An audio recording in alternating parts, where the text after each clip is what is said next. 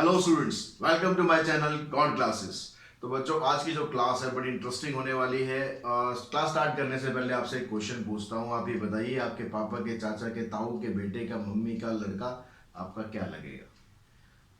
कैस कर पाएंगे? बहुत मुश्किल होता है। तो इसी तरह के बड़े इंटरेस्टिंग इंटरेस्टिंग क्वेश्चन जहाँ पर ब्लड रिलेशन यूज होंगे, उस तरह के क्वेश्चन आज के इस लेक्चर में हम करने वाले हैं। आपका टॉपिक है blood relation, exercise 8.8 from M L Agarwal applied mathematics class 11। तो आज इस सब तरह के क्वेश्चन हम करने वाले हैं, बहुत मजा आने वाला है। देखिए बच्चों, जब भी हम ब्लड रिलेशन के क्वेश्चन करते हैं, ब्लड रिलेशन एक्चुअली में कहाँ पर होता है? या तो बाय बर्थ होता है या फिर बाय मैरिज होता है। तो यहाँ पर जितने भी रिलेशंस होते हैं, ये सब आपको पता होने चाहिए कि किसको क्या बोला जाता है। क्योंकि हिंदी में हम लोग नॉर्मली यूज़ करते हैं तो उसमें कुछ अलग हो जाता है, इंग्लिश में थोड़ा अलग हो जाता है। जैसे हिंदी में कई, जैसे आंटी है या मौसी है या चाची है या बुआ है, सब आंटी है वो। ठीक है। तो यहाँ पर कई इंग्लिश में वर्ड्स होते हैं, एक ही रिलेशन, अलग अलग रिलेशन के लिए एक ही वर्ड होते हैं। तो उसका मैं चार्ट आपको एक यहाँ पर दे दूंगा, उस चार्ट से आप समझ सकते हैं कि कौन सा रिलेशन आपको किस तरह से यूज करना है, मतलब उसका नाम क्या है। दूसरी चीज होती है, जब आप इस तरह के क्वेश्चंस करते हैं तो वहाँ पर आपको स्पेसिफाई करना होता है कि कौन सा इसका जेंडर है, ये मेल है या फीमेल है, वो पता लगाना होता है।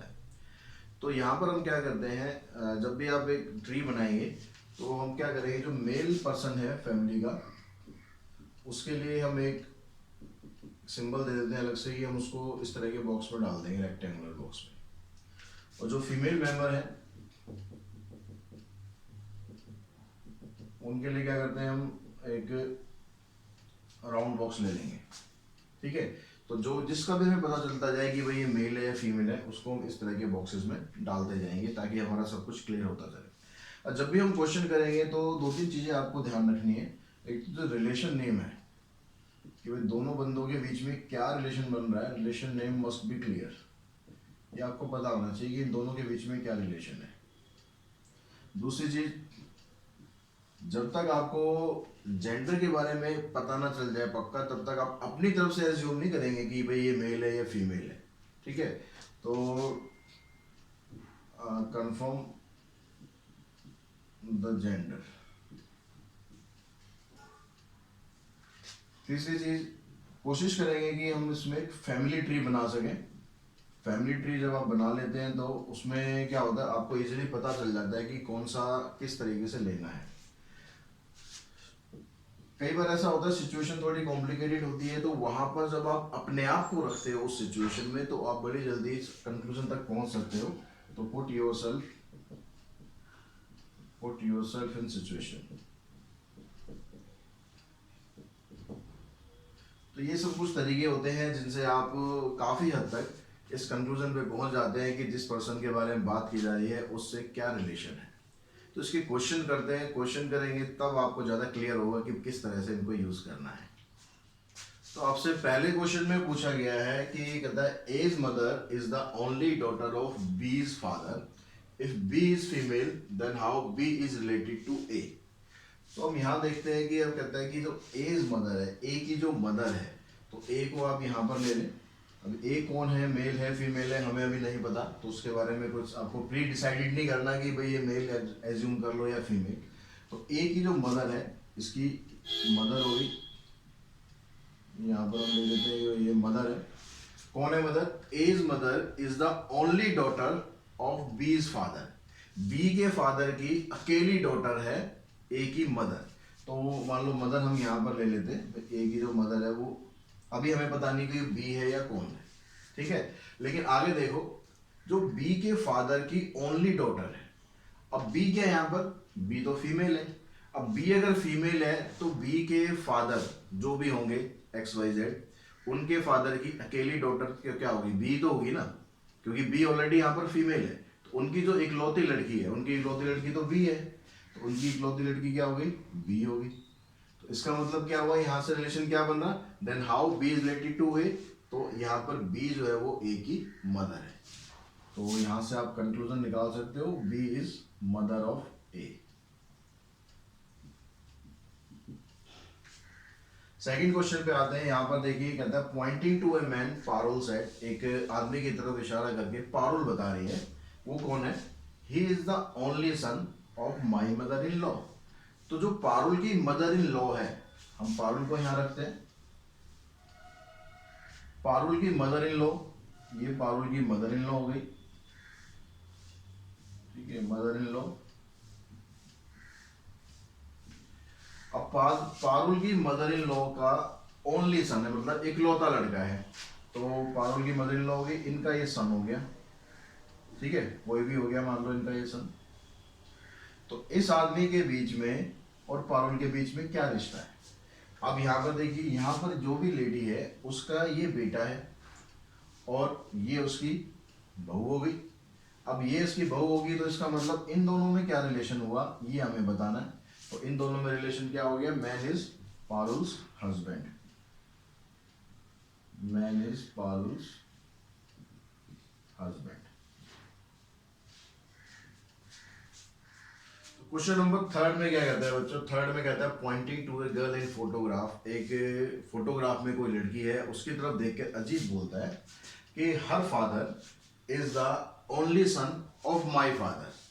क्या कह रहा है? Her father is the only son of my father, यानी मेरे फादर का इकलौता लड़का।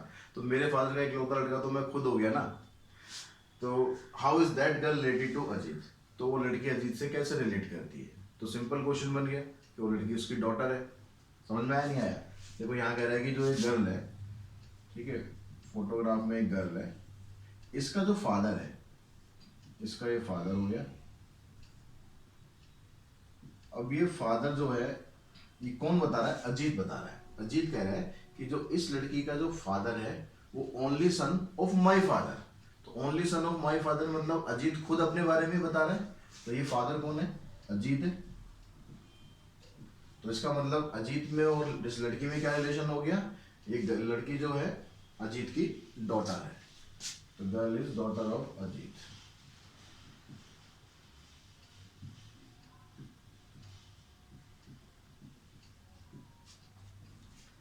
नेक्स्ट क्वेश्चन में देखते हैं, क्या कहते हैं? Man looks at A picture and से, एक आदमी एक पिक्चर को देखता है और बोलता है कि her father's sister son is my younger brother.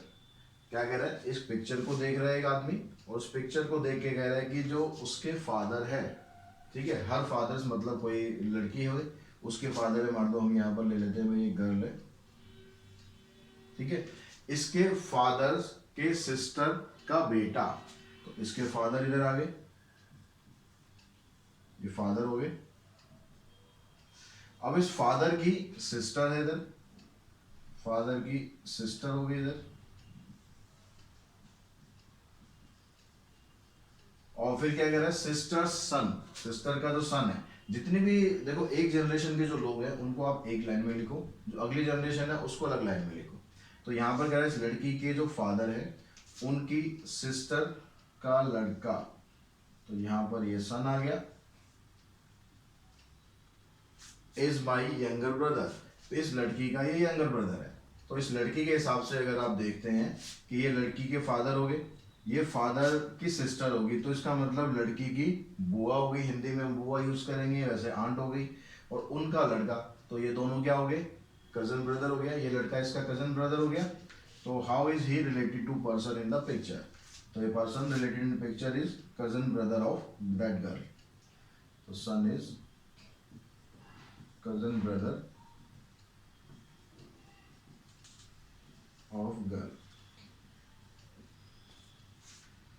तो क्वेश्चन नंबर 5 में दिया हुआ है बच्चों आपको, introducing it to a man a lady said, एक आदमी की तरफ बता के एक लेडी कहती है कि the father of his brother, the father of his brother, यानी जो आदमी के बारे में जो बात की जा रही है, इस मैन के बारे में जो बात की जा रही है, ये कह रहा था फादर ऑफ हिज ब्रदर। तो इसका एक ब्रदर हो गया,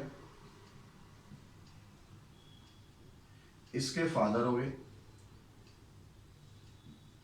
इसके फादर हो गए, तो इसके भी तो फादर ही हुए। His brother is the only son of my mother. अब क्या कह रहा है यहाँ पर? The father of his brother, ठीक है, इस आदमी के जो ब्रदर है उसके फादर क्या है? Is the only son of my mother, मेरी मदर के इकलौते बेटे हैं। तो मेरी मदर के इकलौते बेटे हैं मतलब जो ये लेडी है, ये लेडी इसकी सिस्टर होगी, ठीक है, ये सिस्टर होगी ना। क्योंकि जो लेडी की मदर है उसके इकलौते लड़के जो ये हैं, तो यानी दोनों ये आपस में भाई बहन हो गए। तो आपसे ये पूछ रहा है कि how is that man related to the lady, ये आदमी इस लेडी के साथ क्या रिलेशन रखता है। तो इसका मतलब इस आदमी के जो फादर हैं ये उनकी सिस्टर है, मतलब ये इनकी बुआ हो गई, ये बुआ हो गई, तो ये आदमी इनका क्या हुआ, भतीजा हो गया। भतीजा मतलब नेफ्यू, तो man is Neiphiu of lady. ठीक है, क्लियर हुई बात। अब ऐसे यहाँ पर क्वेश्चन नंबर 6 में देखो, अब यहाँ पर आपको कुछ पर्सन दिए हुए हैं, पी क्यू, यहाँ पर P Q R S T U V, कुछ लोग दिए हुए हैं। उनका रिलेशन क्या कह रहा है कि P is the son of Q, P Q का सन है। तो आप कैसे करेंगे, क्यू को तो आप यहाँ ले लें, इसका सन है पी, ठीक है, ये क्या है, सन, सन कौन है। अब यहाँ पर ये क्लियर है कि भाई सन जो है पी है यानी मेल है। क्यू के बारे में अभी नहीं बताया उसने कि ये मेल है या फीमेल है, तो उस पर अभी हम कोई मार्क नहीं कर रहे। अब आगे कह रहा है who is husband of R. अब ये पी कौन है, ये आर का हस्बैंड है, तो पी जो है वो भाई आर का हस्बैंड हो गया। तो आर कौन हो गई, आर हो गई फीमेल, ये कौन हो गया, ये हो गया हस्बैंड। यानी अगर हम एरो के हिसाब से चले तो ये आर क्या हो गई, आर इसकी वाइफ हो गई, R is wife of P. Who is sister of S. अब ये आर कौन है, ये एस की सिस्टर है, एस की सिस्टर है, तो एस आपका इधर आ गया। अब ये एस मेल है या फीमेल है ये अभी हमें नहीं पता, तो ये एस क्या, ये आर क्या है, आर इसकी सिस्टर है, तो अगर हम ऐसे देखें एरो लगा के तो ये सिस्टर है। Who is the father of T. अब ये एस के बारे में क्या है कि एस जो है टी का फादर है, तो फादर है तो इसका मतलब ये पता लग गया कि अब ये मेल है। तो ये किसका फादर है, फादर ऑफ टी, टी का फादर है ये। तो टी की जनरेशन नीचे आ गई तो उसको आपको नीचे लिखना है, ठीक है। तो ये कौन है, ये एस जो है फादर है। अब टी कौन है, टी जो है who is the brother of you. अब टी का भी जेंडर पता लग गया, तो टी कौन है भाई, ये ब्रदर है, तो ये ब्रदर है तो ये मेल हो गया। किसका ब्रदर है, यू का ब्रदर है, ठीक है, ये कौन है, ब्रदर है। अब यू कौन है, who is the daughter of V, यानी यू का ही पता लग गया कि यू क्या है, यू आपके पास फीमेल है। अब ये किसकी डॉटर है, वी की डॉटर है। अब वी की डॉटर है तो इसका मतलब यहां से क्या होगा, देखो यहां से देखो कि जो एस है वो टी का फादर है और ये टी इसका ब्रदर है, यानी ये जो एस है इसका भी तो फादर हुआ। और ये कह रहा है कि भाई यू जो है वो वी की डॉटर है, इसका मतलब ये इसकी मदर के बारे में बात कर रहा है। वी कौन है, वी इसकी मदर है, तो इसका जेंडर हमें पता लग गया, ठीक है। अब यू कौन है, यू है डॉटर। एरो के हिसाब से आपको यहाँ पर लिख लेना है कि कौन किसके साथ क्या रिलेशन बना रहा है, ठीक है। अगर ऐसे आप लिख सकते हो, थोड़ी अगर आपके पास स्पेस है तो ऐसे अलग अलग करके लिख लो तो भी कोई दिक्कत नहीं। अब यहाँ से ये चार्ट आपके पास तैयार हो गया है। अब चार्ट से आप समझ पाएंगे कि यहाँ पर क्या बन रहा है। देखो अब यहाँ पर आपसे सबसे पहले पूछ रहा है how is P related to V, P और वी में क्या रिलेशन है। तो यहाँ पर देखो पी की ये वाइफ है आर, ठीक है, और आर का भाई है एस। तो एस क्या हो गया, अगर हम हिंदी लैंग्वेज में बात करें तो ये एस क्या हो गया, इनका साला हो गया, यानी ब्रदर इन लॉ हो गया। साले को भी ब्रदर इन लॉ बोलते हैं और जीजा को भी ब्रदर इन लॉ ही बोलते हैं। और ये साले की वाइफ है, क्योंकि वाइफ ही होगी ना, ये इन दोनों में रिलेशन क्या बनेगा, तो ये इसकी वाइफ हो जाएगी क्योंकि इसकी मदर है और ये इसका फादर है।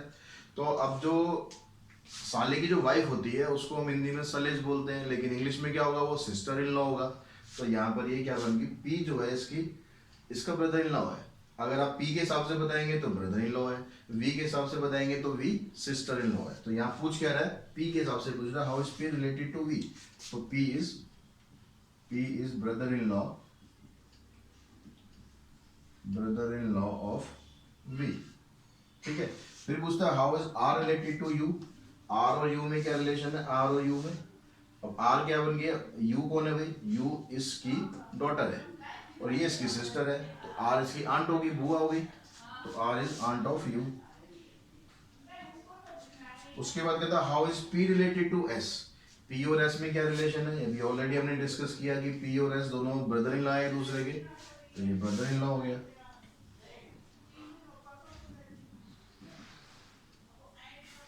How is S related to V, S और बी में क्या रिलेशन है, एस जो है वो बी का हस्बैंड है, एस के हिसाब से बताएंगे तो हस्बैंड है, बी के हिसाब से बताएंगे तो वाइफ है। इस तरीके से आप ये क्वेश्चन कर लेंगे। फैमिली ट्री बनाना बहुत इंपॉर्टेंट है इस तरह के क्वेश्चन में। फैमिली ट्री आपने सही बनाया तो आपका लगभग हर क्वेश्चन का आंसर आपको बड़े इजीली मिलने वाला है। तो क्वेश्चन नंबर 7 में बच्चों आपको क्या कहता है, 7 में कहता है कि in a family there are 6 member P Q R S T and U. Q is the wife of S. S is the only son of R. Who is the brother of P. T is sister of S. Q is daughter-in-law of U. Who is widow. तो इसके हिसाब से हम क्या करते हैं, इसका family chart बनाने की कोशिश करते हैं। अब यहाँ पर जितने लोग हैं उसमें कहता है कि Q is wife of P. Q जो है P की वाइफ है, तो Q को हमने इधर ले लिया। अब Q क्योंकि वाइफ है और P इधर आ गया, ये हस्बैंड हो गया, तो ये होगी इसकी वाइफ। अब आगे कहता है S is the only son of R. Who is brother of P. P का ब्रदर है एक R, तो P का ब्रदर हो गया ये, P का ब्रदर हो गया R, ठीक है। Who is brother of P, और इसका जो R का जो सन है वो S है, S is the only son of R, तो S is the only son of R, ये सन हो गया। आगे क्या कर रहा है, T is sister of S. T S की सिस्टर है, तो T S की सिस्टर है यानी इधर आ गई।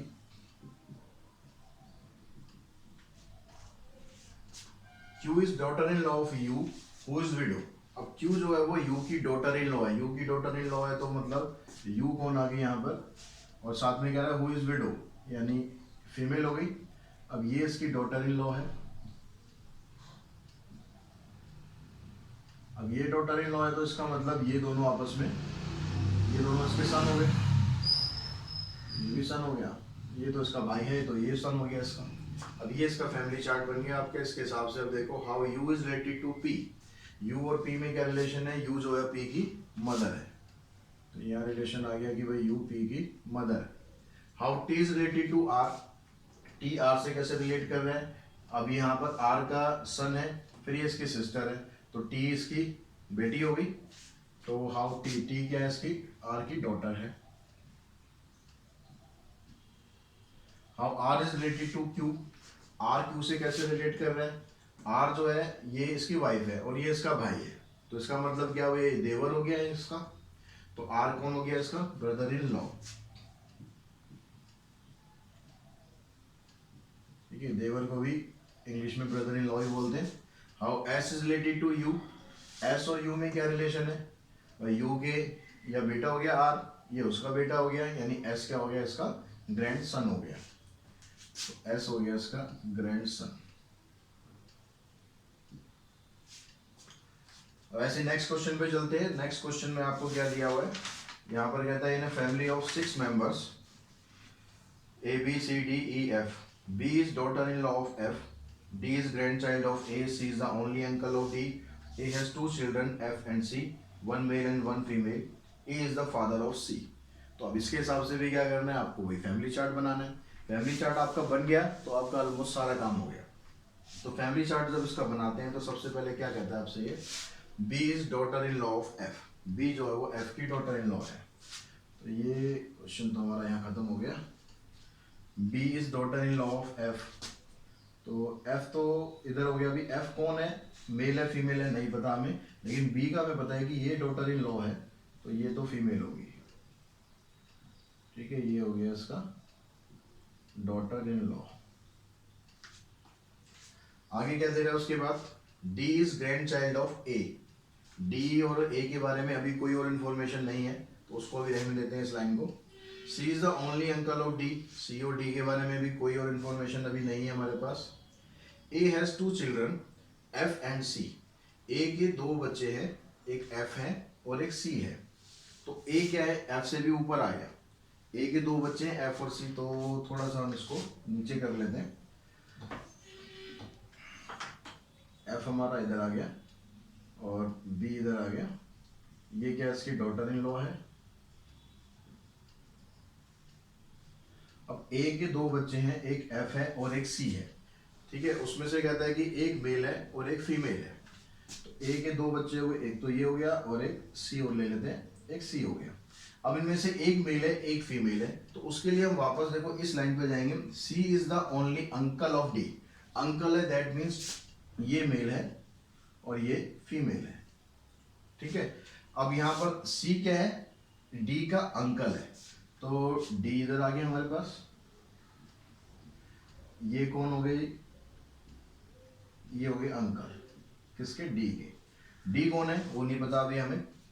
अब आगे क्या कहता है, E is the father of C. E जो है वो सी का फादर है। ई अगर सी का फादर है दैट मीन्स वो ए का, यहां पर क्या कह रहा है, ए के दो बच्चे हैं सी और एफ, और यहाँ पर ई जो है वो सी का फादर है।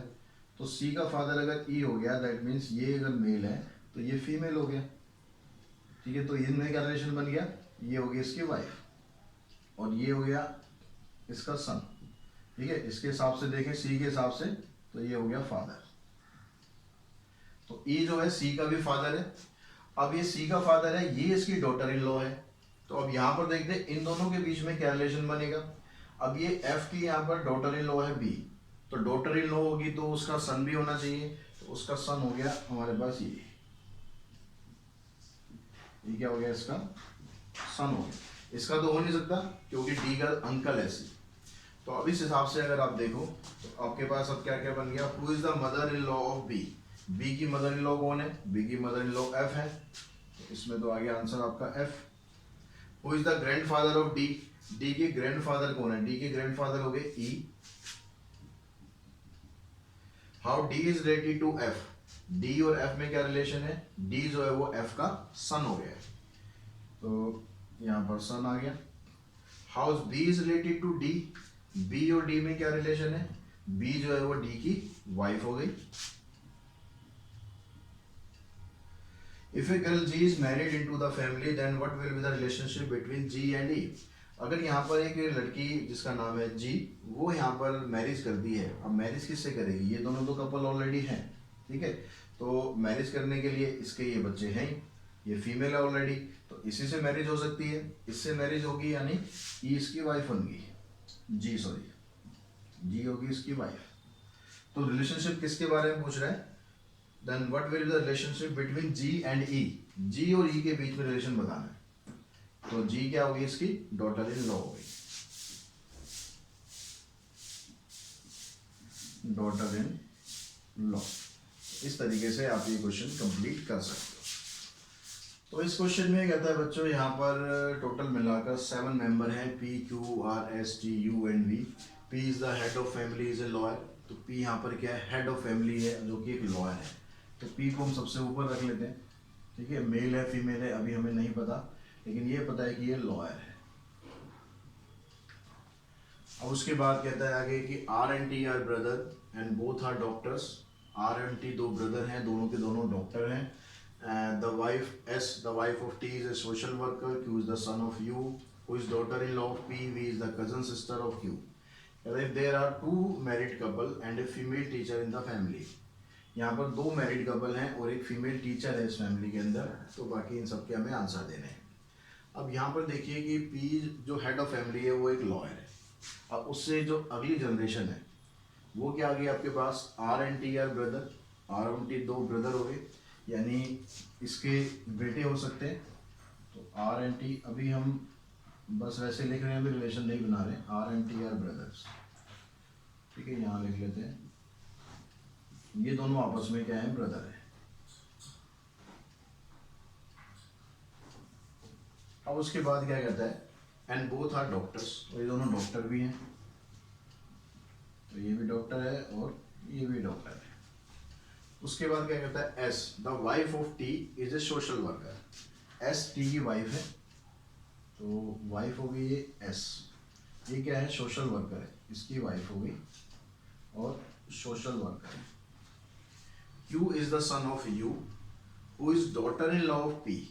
अब पी की डॉटर इन लॉ है, ये भी पी की डॉटर इन लॉ होगी अगर हम ये दोनों सन लेके चलते हैं तो। और दूसरा क्या कह रहा है, Q is the son of U, who is daughter in law of P. अब क्योंकि पी के यहाँ पर 2 ही ब्रदर है तो 2 ही मैरिड कपल हो सकते हैं, तो एक कपल तो ये हो गया, एक कपल और हमारा यहाँ से बन गया यू, जो क्या है, इसकी पी की डॉटर इन लॉ है।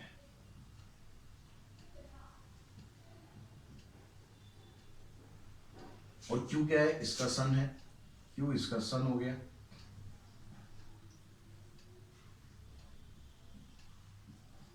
ये इसका सन हो गया। आगे क्या कहता है, V is the cousin sister of Q। V जो है वो Q की कजन सिस्टर है। कजन सिस्टर है तो ये इनकी डॉटर तो हो नहीं सकती, इन दोनों की डॉटर हो सकती है। कौन, V। तो V क्या हमारे पास, इसकी कजन सिस्टर है, इसकी कजन सिस्टर है, यानी इन दोनों की डॉटर होगी। If there are two married couple and a female teacher in the family. अब देखो यहाँ से हमारा पूरा का पूरा बनता है, नहीं बनता। दो मैरिड कपल आ गए हमारे पास, फीमेल टीचर देखो, ये जो फीमेल है ये तो सोशल वर्कर हो गई, ये दोनों डॉक्टर हैं, ये फीमेल है, ये आपके पास ये बन जाएगी टीचर। तो जो ये कंडीशन थी वो सारी फुलफिल हो गई। दैट मीन्स ये दोनों जो है इसके सन हो गए और ये भी इसकी डॉटर इन लॉ हो गई। तो ये P head of the family होगी, ये सबसे ऊपर हो गई। अब देखो who is married to R. R से किसने शादी करी है, आर से शादी करी है यू ने। तो इसका फर्स्ट का आंसर आ जाएगा आपका यू। इधर लिख देता हूँ मैं। What is the profession of you. You का प्रोफेशन क्या है, यू का प्रोफेशन आ गया टीचर। थर्ड इसमें क्या कहता है, how T is related to V. T और वी में क्या रिलेशन है, टी जो है वो वी का फादर है। Fourth, how is P related to S. P में और एस में क्या रिलेशन है, पी एस का फादर इन लॉ है।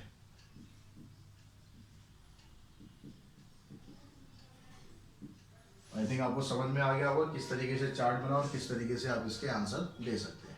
तो बच्चों क्वेश्चन नंबर 10 में आपको बोलता है there are 9 member in the family consist of 3 generation and 3 married couple. यानी 3 जनरेशन यहाँ पर है, 3 जनरेशन है तो आप इसमें 3 जनरेशन को अलग अलग स्टेप में शो करेंगे, ठीक है। और 3 मैरिड कपल है। अब बाकी जो इन्फॉर्मेशन है उसके हिसाब से हम देखते हैं कि क्या क्या है। अब सबसे पहले आपको दिया है कि I is the grandson of ए। आई ए का ग्रैंडसन है, तो इसका मतलब ए हो गया सबसे पहली जनरेशन में आएगा ए, और आई सबसे लास्ट जनरेशन में आएगा। ग्रैंडसन है ये, तो इस पर हमने बॉक्स लगा दिया। अब यहाँ पर ए के बारे में कह रहा है कि who is married to a doctor. A ने डॉक्टर से शादी करी है, ए ने एक डॉक्टर से शादी करी है। अब डॉक्टर कौन है, ए बी सी अभी हमें नहीं पता, लेकिन ये पता है कि वो डॉक्टर है। C is the mother of D. C D की मदर है, तो डी के बारे में कोई इन्फॉर्मेशन अभी नहीं है, कहाँ पर हम डालें इसको। F is father in daughter in law of C. F C की डॉटर इन लॉ है। अब सी की डॉटर इन लॉ देखो यहाँ तो हो नहीं सकती, क्योंकि यहाँ तो क्या है 3 अनमेरिड स्टूडेंट आएंगे लास्ट जनरेशन में। तो जो डॉटर इन लॉ है वो इधर होगी।